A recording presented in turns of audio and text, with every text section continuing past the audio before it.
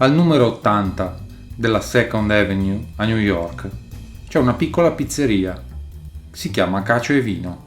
Nel piccolo appartamento sovrastante, da cui si accede tramite una piccola porta sulla destra, 100 anni fa, ormai, un uomo era seduto sul letto. Gli orecchi gli fischiavano come non mai. Era inebetito dal rumore, il rumore delle pallottole che per poco non l'avevano ucciso e gli avevano lasciato 2 fori nel cappello di paglia ancora in testa. Il suo nome era Giuseppe Masseria, detto Joe.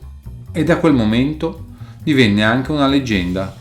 Divenne l'uomo che sapeva schivare le pallottole.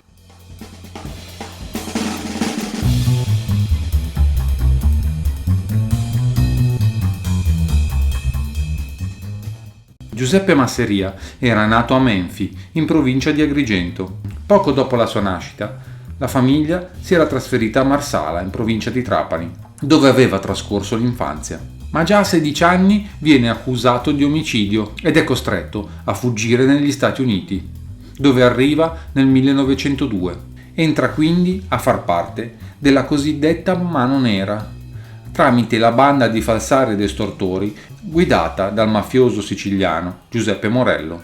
La banda di Morello operava fra Harlem e Little Italy, nel sud di Manhattan. Sono anni, quelli tra il suo arrivo negli Stati Uniti e la fine degli anni 10, in cui Masseria scala la gerarchia criminale della banda Morello, fino ad arrivare ad essere il vice del boss.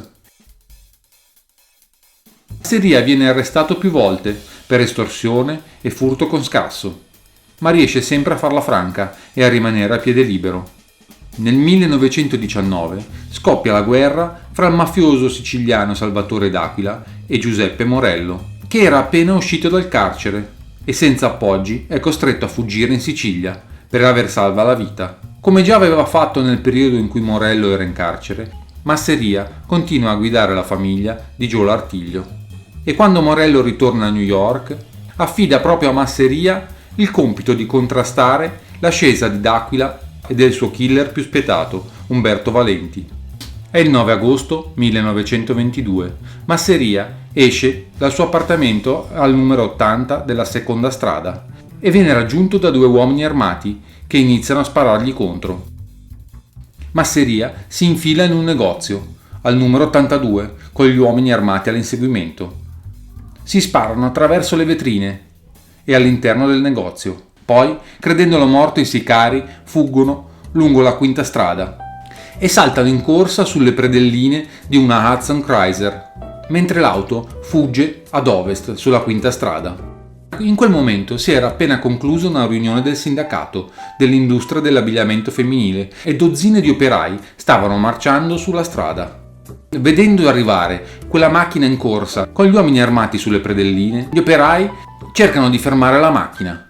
I killer sparano sulla folla, colpendo 6 persone e uccidendone 2, insieme ad un cavallo. Masseria intanto è sopravvissuto. Quasi indenne, si alza, prende il cappello bucato e esce dal numero 82, fa pochi passi, entra dalla porta del numero 80 e sale in stanza. Si siede sul letto, ancora confuso, con le orecchie ronzanti. Poi sente bussare, arriva la polizia. Si crea il mito, diventa l'uomo che sa schivare le pallottole. E mentre la reputazione di Masseria inizia a salire, alla fine di quell'anno Morello abdica e affida il comando della propria famiglia a Masseria, che ordina subito l'uccisione di Umberto Valenti, assassinato in un'imboscata nella quale fu colpita anche una bambina di 8 anni, che rimase ferita. La strada è ormai spianata verso la vetta, anche perché 2 anni dopo muore l'unico uomo che poteva fargli ombra, Frankie Yale. Ottobre 1928. Totò D'Aquila, il boss dei boss, ora più di nome che di fatto, viene ucciso dalla banda Morello. D'Aquila viene avvicinato per strada da 3 uomini, dopo essere stato dal medico. Si accende una violenta discussione e uno degli uomini estrae una pistola sparando ad D'Aquila. Dopo la morte di D'Aquila, la guida della sua famiglia viene presa da Alfred Mineo, alleato di Joe Masseria. Nel 26 Masseria supportò il gangster Al Capone in una disputa all'interno dell'Unione Siciliana di Chicago. e provvide anche ad affiliare Capone in Cosa Nostra, nonostante non fosse siciliano e fosse implicato nello sfruttamento della prostituzione, attività considerata disonorevole dai mafiosi siciliani. Dopo la morte di Frankie Yale, nel luglio del 1928, Joe Masseria si sente in grado di diventare il nuovo re di New York, il nuovo boss dei boss. Nel giugno del 1929 Ciro Terranova fu interrogato in relazione all'omicidio di Frankie Marlowe. Marlowe era stato per l'ultima volta visto a cena con Terranova la notte in cui era stato ucciso a colpi di arma da fuoco. Sembra che Marlowe fosse stato avvicinato con richieste di rendere omaggio o comunque di soddisfare i desideri di Joe Masseria. E visto che Marlowe era una figura di spicco sulla scena del crimine di New York, la risposta fu totalmente negativa. E forse aveva sottovalutato la gravità della minaccia rappresentata dalla vecchia famiglia Morello, pagando il prezzo più alto. Le prove balistiche sui proiettili che uccisero Frankie Marlowe dimostrarono che erano stati sparati da un mitra di proprietà della gang di Chicago di Al Capone e che la stessa arma era stata usata anche nell'uccisione di Frankie Yale e per il massacro di San Valentino. Masseria mette a capo dell'ex organizzazione di Frankie Yale Anthony Carfano. Il gruppo di Carfano mantiene il controllo degli interessi del gioco d'azzardo e del contrabbando che erano prima di Frankie Yale, ma in concreto il suo potere passa sotto la ex famiglia d'Aquila, guidata in quel momento da Mineo. Adesso Joe Masseria è Joe the Boss, il capo del più grande gruppo mafioso di New York. Altri gangster siciliani che ancora non avevano aderito alla sua organizzazione, come ad esempio Gaetano Tom Reina, boss della mafia del Bronx, iniziano a rendersi conto della situazione, visto quello che era accaduto ad Aquila e Marlowe, e iniziano a considerare Masseria il vero capo. Nel 1930 Masseria inizia la guerra da cui uscirà sconfitto. È la guerra castellamarese contro Salvatore Maranzano. Uomini di ambo le parti cadono come mosche nelle strade di New York.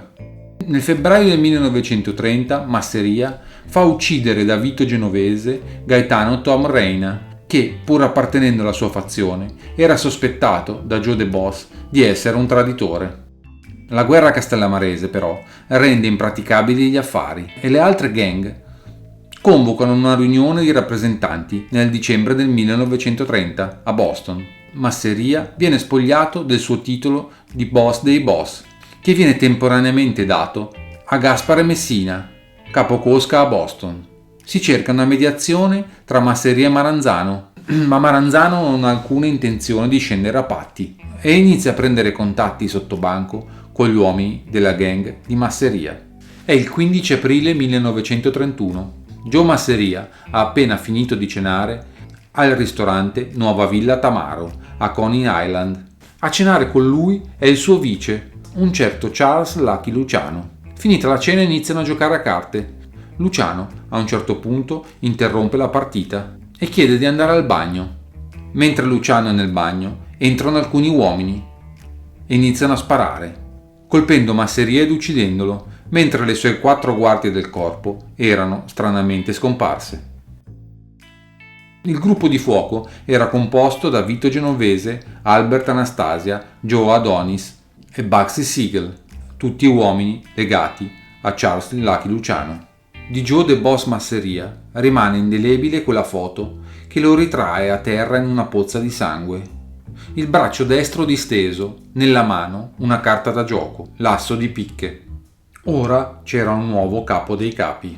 Maranzano aveva vinto la guerra castellamarese, ma ancora per poco, perché un nuovo capo dei capi era all'orizzonte.